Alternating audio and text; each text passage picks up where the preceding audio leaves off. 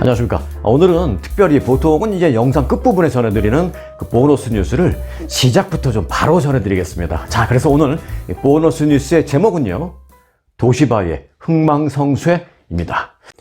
자, 대표적인 일본 기업들 기억하시죠? 도요타 있고요. 그리고 일본 제철, 그리고 이제 도시바. 사실 이 세계 3대 기업이 한때는 그 일본 경제를 이끄는 소위 트로이카라고 불렸었습니다. 그랬던 그 도시바가 무려 148년의 역사를 가진 그 도시바가 어제부로요, 일본 증권시장에서 퇴출됐습니다.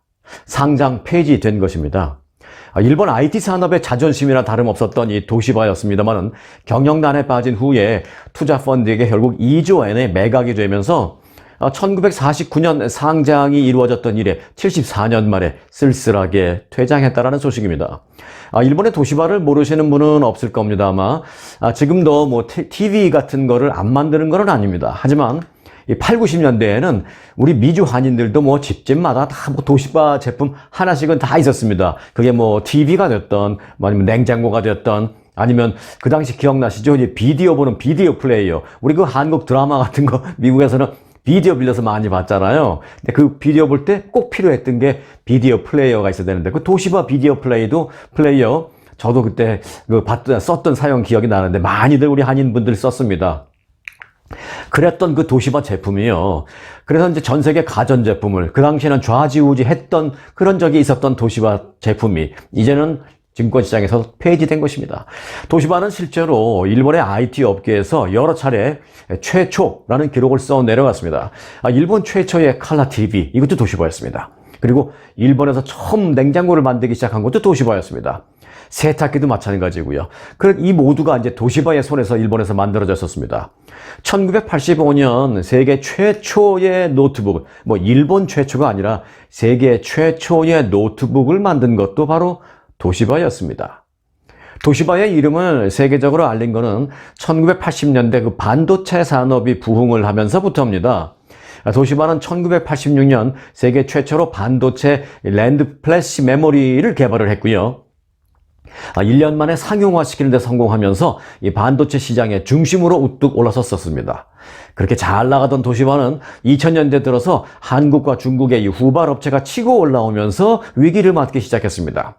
도시바는 그래서 이제 인텔과 경쟁을 하기 위해서 삼성전자의 반도체 기술을 이전을 했는데요. 이것을 계기로 삼성전자가 이 생산 설비에 대대적인 투자를 하면서 1990년대 후반에는 이 삼성전자가 아예 랜드 플래시 메모리 시장 2위로 올라서 버렸습니다.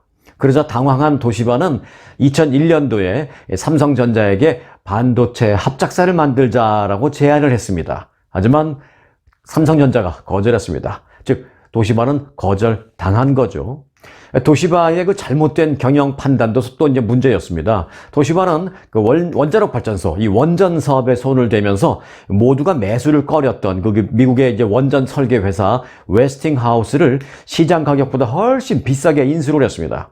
그런데 2011년 무슨 일이 일어났습니까? 동일본 대지진이 발생했지 않습니까? 그 동일본 대지진으로 후쿠시마 제1원전 3호기가 폭발하는 사고가 발생했는데 이 시설의 제조사가 바로 도시바였습니다.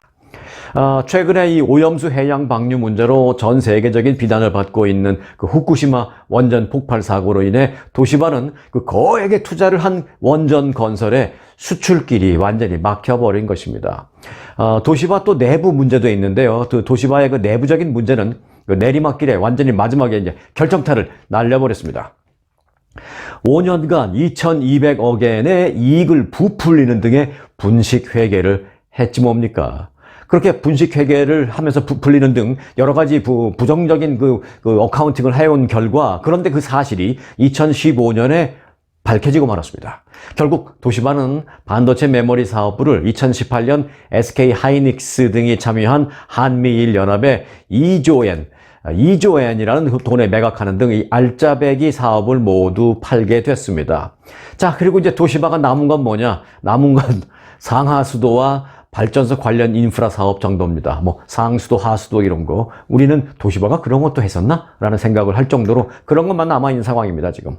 자, 그러나 하지만 그 도시바의 재기는 쉽지 않아 보이고 있습니다. 이 아사히 신문은요, 인수에 참여한 금융기관 간부에 따르면 도시바는 여전히 각 사업마다 파벌과 계파 싸움을 벌이고 있는 등 그런 구시대적인 이런 걸 그 내부적으로 지금 이상하게도 하고 있다는 거예요. 그래서 어떤 개혁을 하려고 하면 개혁에 대한 반발도 매우 큰 실태다라고 그렇게 밝혔습니다. 사업은 실패, 판단은 미스, 경영진은 파벌 싸움. 기업이 잘 안 될 수밖에 없는 3종 세트를 도시바는 여전히 버리지 못하고 있는 그런 상황입니다. 한때는 세계 최고의 기업이라는 그 성공의 그 도시바가 도취해 있다가 한국의 추격으로 내리막길을 겪은 끝에 결국 매각과 동시에 증권시장에서도 퇴출되는 이 최악의 굴욕을 당하고 있습니다. 도시바의 흥망성쇠를 좀 전해드렸습니다. 원래 이 정도 뉴스는 이제 보너스 뉴스에서 전해드리면서 좀 상세하게 설명드리는데 오늘 그 도시바라는 제품 또 도시바라는 회사를 기억하시는 분들이 많으실 것 같아서 한번 공감하는 그런 차원에서 이 보너스 뉴스를 앞으로 끌어와서 먼저 좀 전해드렸습니다. 자, 한 나라의 흥망성쇠도 이 드라마틱합니다만은 한 기업의 흥망성쇠도 이 기업과 추억을 갖고 있는 우리들에게 많은 관심이 되는 건 사실입니다. 자, 요즘같이 그 하루가 다르게 기술이 발전하고 그 급변하는 시대에는 이 기업하시는 분들이 정말 정신 바짝 차리고 긴장을 해야 할 터인데 자, 그런데 이제 도시바에서 다른 소식으로 지금 넘어가겠습니다. 그런데 지금 이제 미국에서는요, 한국의 이 LG전자가 만든 냉장고 부품이 지금 구설수에 올라와 있습니다. 뭐 그렇다고 놀라지 마세요. LG전자의 뭐 흥망성쇠까지는 뭐 전혀 상관없는 일이긴 합니다만은 일단 관심 가는 그런 부분이라서 전해드리려고 합니다. LG전자가 그러니까 LG전자가 LG 이름으로 냉장고도 만들긴 합니다만은 다른 그 냉장고 만드는 회사에 LG의 그 부품이 또 조달되고 있기도 합니다. 그런 거예요. 이제 냉장고 이름이 LG 냉장고는 아닙니다. 그 냉장고의 이름은 캔모어에서 만든 겁니다. 자, LG전자가 만든 그 냉장고 핵심 부품, 그 리니어 컴프레서가 잦은 고장으로 소비자들의 원성을 사고 있습니다. 이 컴프레서라는 것은 기체를 그 압축하는 장치인데요. 그 냉장고로 말하면 가장 중요한 부품, 냉장고의 심장이라고까지 불리우는 그런 가장 중요한 부품에 해당됩니다.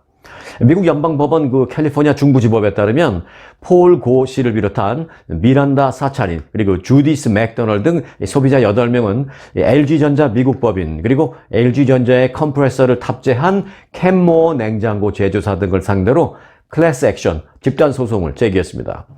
이번 소송은 LG가 제작한 그 리니어 컴프레서의 잦은 결함으로 인해서 냉장고가 제대로 작동하지 않는 등 각종 문제가 계속 발생하고 있는 데에서 비롯된 것입니다. 자, 소장을 보니까요, 이렇게 되어 있습니다.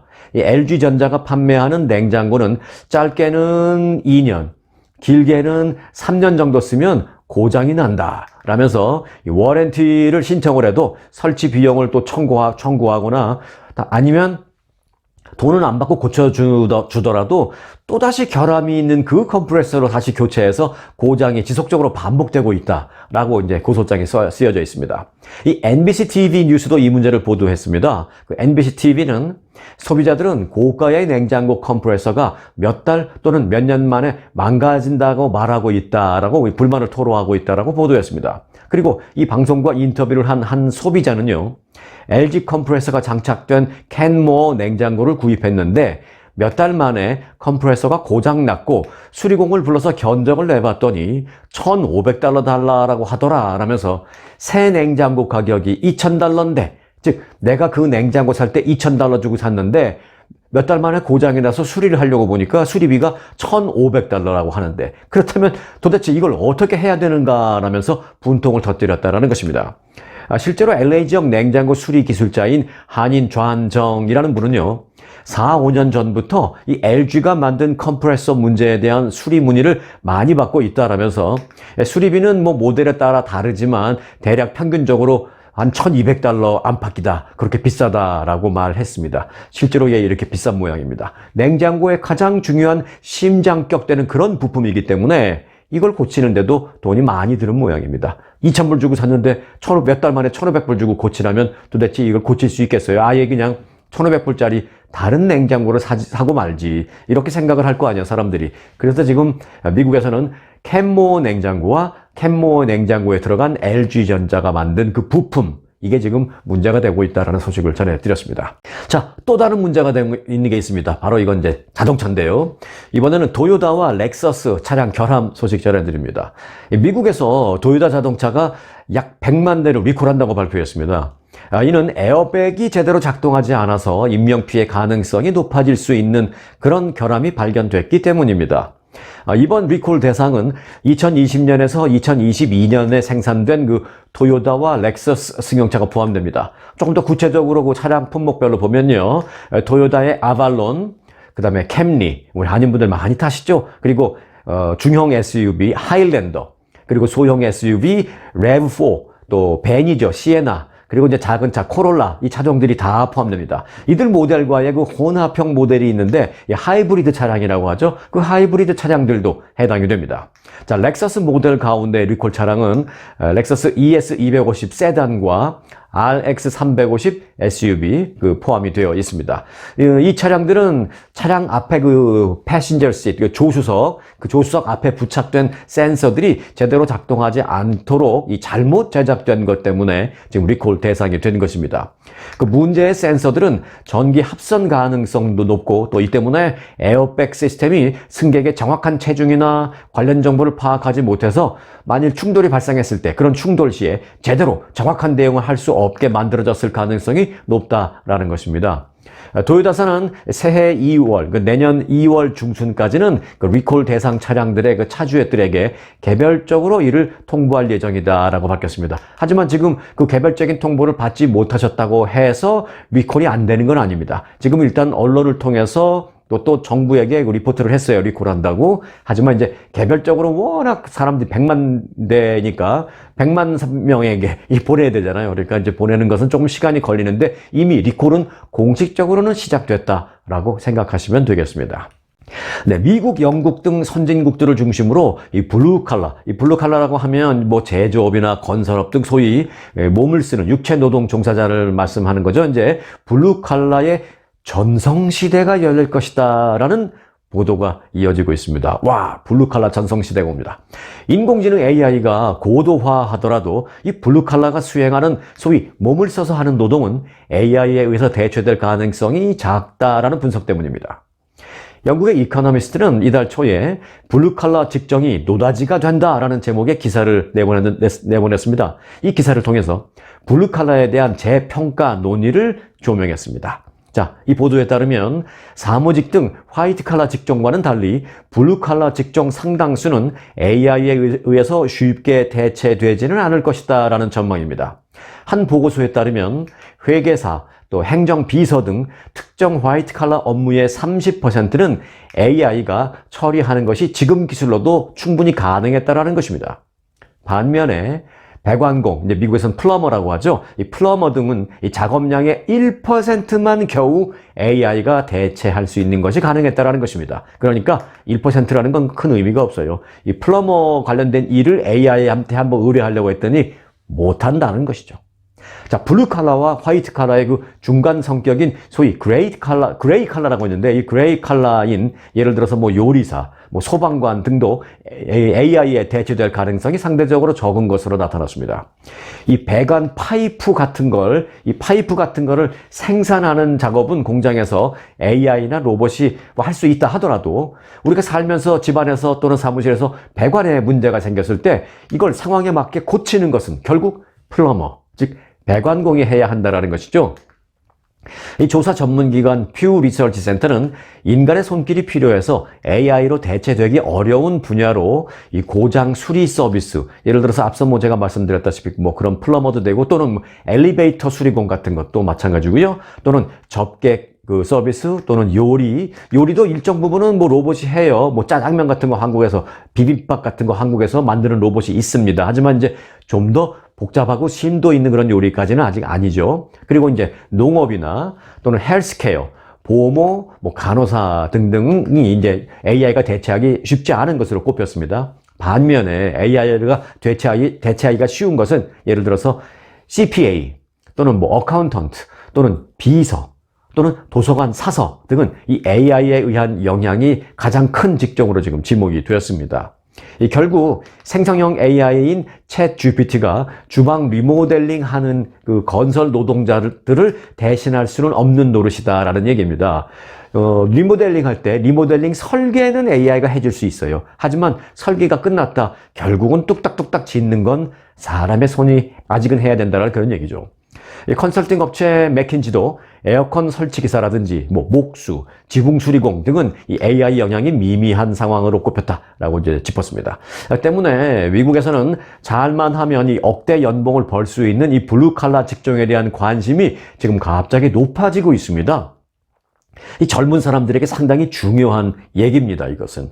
자, 직장 평가 사이트인 글래스도어라고 있습니다. 이 글래스도어라는 사이트에서 그 조사한 바에 따르면 미국에서 전문 배관공, 이 플러머라 그러죠. 플러머도 이제 뭐 아주 신참이 있고 뭐 한 7, 8년 되신 분들도 있고, 그리고 이제 마스터급 플러머도 있어요, 사실은. 완전히 프로급. 이 마스터급 플러머들은 연간 9만 348달러를 버는 게 평균이라고 합니다. 거의 10만 달러까지 조금 안 돼도 9만 한 340달러. 이는 지난해 미국 노동통계국이 발표한 석사학위 소지자의 평균 연봉 8만 6,300달러를 웃도는 수입입니다.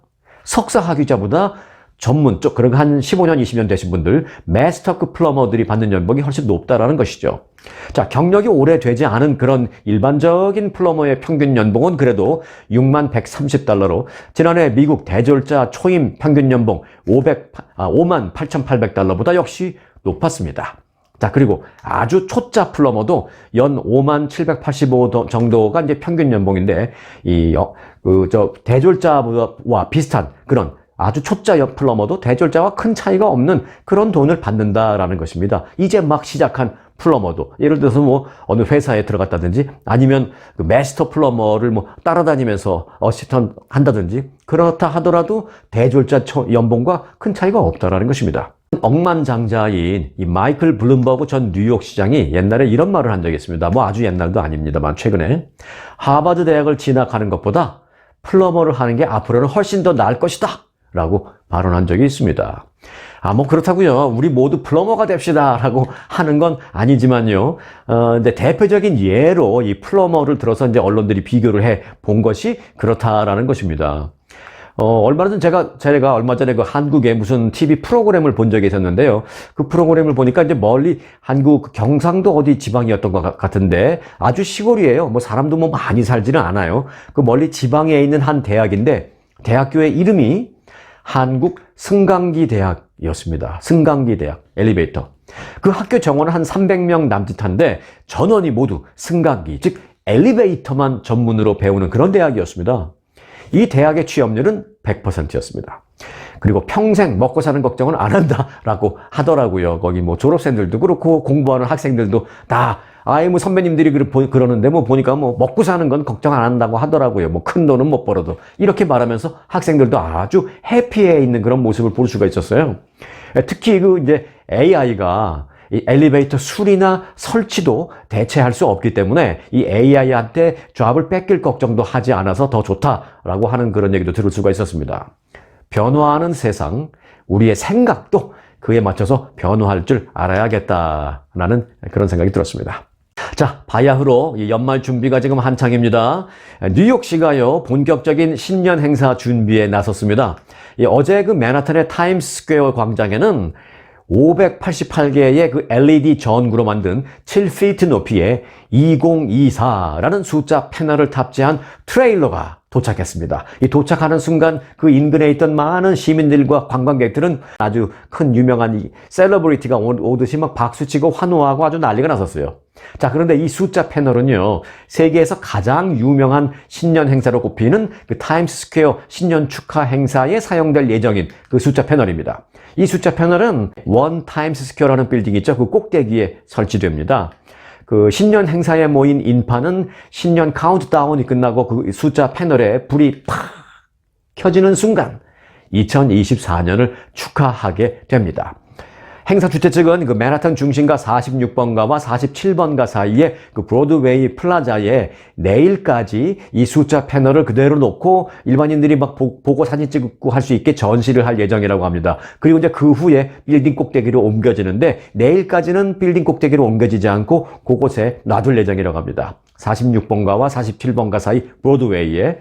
자, 뉴욕 시민과 그래서 관광객들은 이 숫자 패널 앞에서 기념사진을 찍으면서 신년 기분을 미리미리 또 만끽할 수 있도록 그렇게 전시가 된다고 하니까 혹시 뉴욕 왔다 갔다 지나다니시는 분들, 저희 구독자님 중에서도 아침마다 뉴욕 쪽으로 이제 출퇴근하시는 분이 계신 걸로 알고 있는데 혹시 그 근처 가시면 혹시 사진 찍을 기회가 되시면 좀 보내주시면 공유하도록 하겠습니다.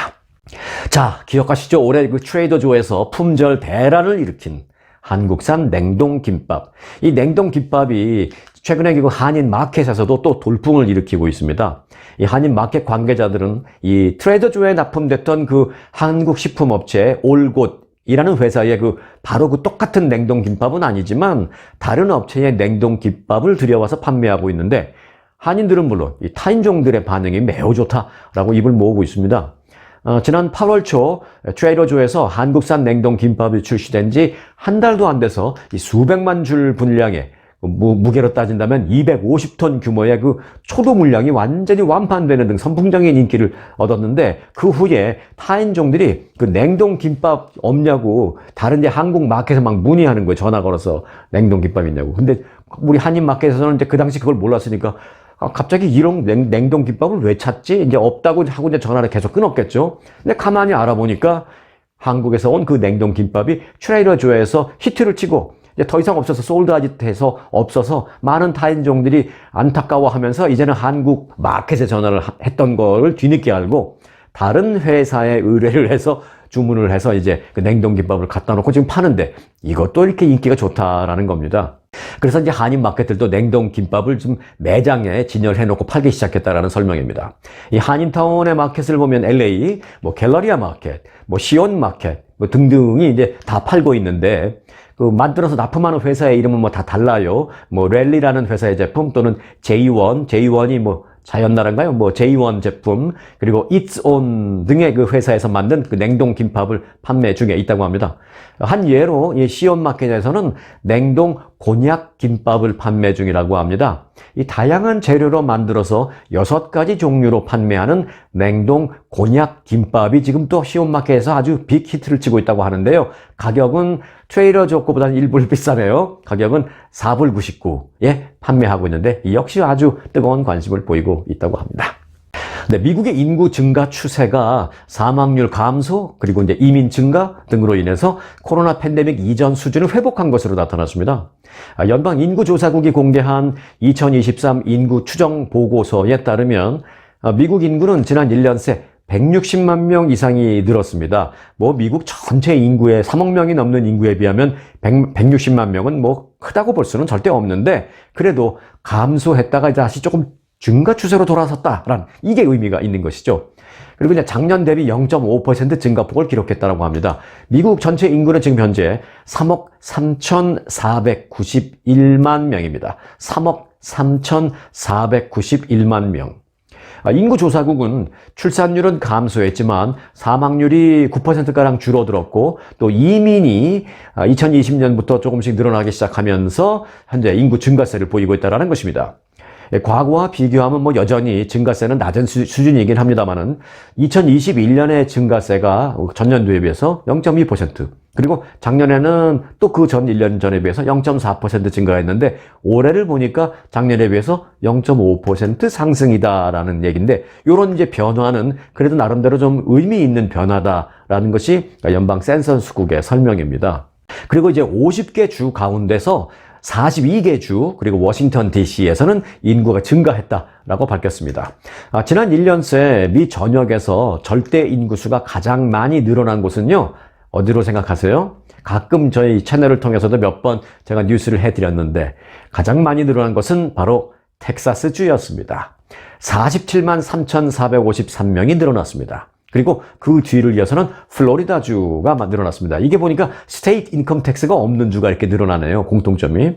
36만 5,205명 플로리다주 늘어났고요. 그리고 이제 노스캐롤라이나주 13만 9,500명 늘었습니다. 그리고 조지아주는 11만 6,000명 늘었고요. 사우스캐롤라이나주 9만 600명 등의 순으로 인구가 늘어났습니다. 자, 그런데 반면에 이제 인구가 감소한 곳도 있습니다. 대표적인 곳이 지금 막 생각하듯이 캘리포니아주와 뉴욕주입니다. 아주 살기 너무 빡빡해지는 곳 대표적이죠. 캘리포니아주와 뉴욕주가 이제 인구가 줄어든 대표적인 곳인데 명수로 따지면 뉴욕이 좀 더 많이 줄었어요. 뉴욕은 무려 10만 1,984명이 줄어들었습니다. 캘리포니아주는 7만 5,423명 줄었습니다. 그리고 이제 일리노이주 3만 2,826명 줄었고 루이지애나주 14,200명 줄었습니다. 펜실베니아주는 1,400명 줄었고 오레곤주가 6,020명 줄었습니다. 그리고 하와이도 좀 줄었네요. 하와이가 살기 좋은데 왜 빠져나가시나? 하와이에서는 작년에 4,261명 줄어들었습니다. 그리고 이제 웨스트 버지니아주 3,960명 줄어들었습니다. 이렇게 8개 주가 인구가 감소한 주였습니다. 한편 인구의 증감 이런 거 떠나서 현재의 인구로만 딱 봤을 때 어디가 인구가 제일 많느냐? 그래도 여전히 인구가 제일 많은 것은 1위 캘리포니아주인 것만은 사실입니다. 자, 캘리포니아주의 현재 인구는 3,896만 5천 명, 3,896만 5천 명이고요. 2위는 텍사스주 3,050만 명이고요. 3위는 플로리다주 2,261만, 플로리다 2,261만, 4위는 뉴욕주입니다. 1,957만, 5위는 펜실베니아주 1,296만 명입니다. 그리고 6위는 일리노이주 1,254만 명, 7위는 오하이오주 1,178만 명, 그리고 8위는 조지아주 1,102만 명, 9위는 노스캐롤라이나 1,083만 명, 그리고 10위는 미시간주 1,003만 7천 명 등의 순서였습니다. 네, 크리스마스가 지금 다가오잖아요. 그런데 크리스마스를 즐기려면 대출을 받아야 할 지경이다. 론을 받아야 할 지경이다. 라는 얘기가 나오고 있습니다. 어디서 나오고 있냐고요? 유럽 쪽에서 나오고 있습니다. 지금 여러분들 아시는지 모르겠습니다만 유럽은 지금 경제가 말이 아니에요. 최근 영국의 그 지역신문 리버풀 에코에 실린 그 논평의 일부인데요. 제목이 그겁니다. 크리스마스를 즐기려면 론을 받아야 할 지경이다. 라는 게 제목입니다. 영국 런던, 리버풀, 에든버러 등에서 열리고 있는 크리스마스 마켓의 그 터무니없는 상품 가격을 빗댄 것입니다. 그리고 경기 침체도 빗댄 것이고요. 리버풀 에코에 따르면 햄버거 단품 한 개 가격이 12파운드, 그리고 약 한 $15 정도 되는 것이죠. 물론 $15짜리 햄버거가 있을 수도 있죠. 무슨 식당 같은 데서 가면 먹으면 $15, $20짜리 햄버거가 있을 수 있죠. 그런데 그것은 그냥 우리가 일반적으로 이렇게 프랜차이즈 업소 스토어에서 사는 게 아니라 식당에서 사는 거잖아요. 그 외에 여러 가지도 나오고 요리처럼 만들어진 햄버거니까 $15, $20 할 수도 있는데 이건 그냥 스토어에 가서 햄버거 하나 주세요 해서 햄버거 하나 샀는데 이게 $15라는 겁니다. 그리고 독일식 소시지 한 개 가격도 10파운드, 약 한 $12 정도 달한다는 것입니다. 유럽 국가의 경기 침체와 고물가의 기조가 소비자 가격에까지 완전히 고스란히 너무 반영돼서 얼마나 어려운지를 보여주고 있는 그런 겁니다. 유럽의 각국에서는요, 성탄절 소비 동향이 이듬해 그 경기 전망을 가늠하는, 다음 해에 경기 전망을 가늠해보는 그런 잣대로 삼겨지기도 합니다. 그러니까 지금 성탄절에 여러 가지 돌아가는 경기를 보면 내년의 경기를 미리 알아볼 수 있다는 것이죠. 그런데 유럽 지역에서는 이거 보나마나다라는 얘기가 나오고 있는 겁니다. 내년은. 그러나 이 살인적인 물가는 물론 이 경기 회복이 더뎌질 것이다라는 우려까지 지금 증폭되면서 유럽 소비자들은 지갑을 더 꽉꽉 닫고 있는 모양새다라는 게 현재 전언입니다. 특히 이제 고물가 상황이 매우 심각한 대표적인 나라 가운데 하나가 앞서 영국도 말씀드렸습니다만 또 독일도 말씀드렸습니다만은 가장 심각한 것이 지금 헝가리라고 합니다. 이 헝가리, 나라도 좀 못 살고 어려운데 물가는 더더욱이 비싸답니다. 이 헝가리의 크리스마스 마켓 상황이 지금 유럽에서 가장 대표적인데 헝가리의 월 평균 임금은 830유로라고 합니다. 그리고 핫도그가 그런데 21유로에 달하고 있다고 합니다. 쉽게 말하면 월급은 꼴랑 한 달에 1,000불 정도인데 핫도그 하나에 30불에 팔고 있는 겁니다. 햄버거도 아니고 핫도그 이렇게 핫떡 하나에 30불, 월급은 1000불. 월급을 뭐 한 5000불 받아도 핫도그가 30불이라면 고개를 깨웃깨웃하면서 쉽게 못 사 먹을 텐데 1000불 월급 받아서 어디 뭐 무서워서 밖에 나가서 핫도그라도 하나 사 먹을 수 있겠냐 싶습니다. 못 사 먹는 거죠. 현재 그 헝가리 일반 가정의 수입으로는 굶지 않는 게 목표일 정도인 그런 연말을 맞고 있다고 합니다. 뭐 밖에 나가서 뭘 사 먹는 게 아니라 그냥 안 굶으면 된다. 굶지 않은 게 목표일 정도가 헝가리의 지금 실정이라고 합니다. 특히 이제 유럽 각 지역의 고물가와 경기 침체로 인해서 낭만적인 그런 유럽의 크리스마스 분위기는 영화 속의 얘기가 돼버렸고요. 각 소매업소들의 그 크리스마스 특수가 사라지는 등 암울한 분위기가 이어지면서 내년 유럽의 경기도 순탄치는 않을 것이다라는 우려가 나오고 있습니다. 자, 이어서 다음 소식은 감기 조심하세요가 아니라 변이 조심하세요입니다. 변이? 네. 코로나19 변이. 세계보건기구가 미국, 인도, 중국 등에서 지금 번지고 있는 새로운 코로나19 변이 JN1이라는 바이러스의 빠른 확산에 지금 주목하고 있다라고 영국의 BBC가 보도했습니다. 이에 따르면요, 이미 지난 19일 JN1이라는 변이를 관심 대상 변이로 분류한 WHO는 현재 각국에서 발생한 JN1 변이 감염자의 수치를 추적 확인하고 있습니다. 세계보건기구 WHO는 코로나19 바이러스의 변이를 전파력과 증상 그리고 백신 효과에 따라서 우려, 관심, 감시 변이 등이 3단계로 분류해서 관리를 하고 있습니다. WHO는 오미크론 변이의 하위 변이로 평가되는 이번 JN1 변이가 전파력은 높지만 다행히도 위험도는 높지 않은 것으로 보고 있다고 합니다. 다만 이 JN1 변이는 지난 9월 미국에서 첫 발생 신고가 들어온 뒤에 지금 급격히 확산하고 있는 그런 모양새라고 합니다. 미국의 CDC에 따르면 JN1은 미국에서 현재 가장 빠르게 성장하고 있는 이 코로나19 변이로 전체 감염자의 약 29% 정도를 차지하고 있는 것으로 추정된다라고 합니다. 코로나 걸렸다고 하면 그중에 3명 중에 1명이 이 JN1 변이 바이러스에 감염됐다라는 것입니다.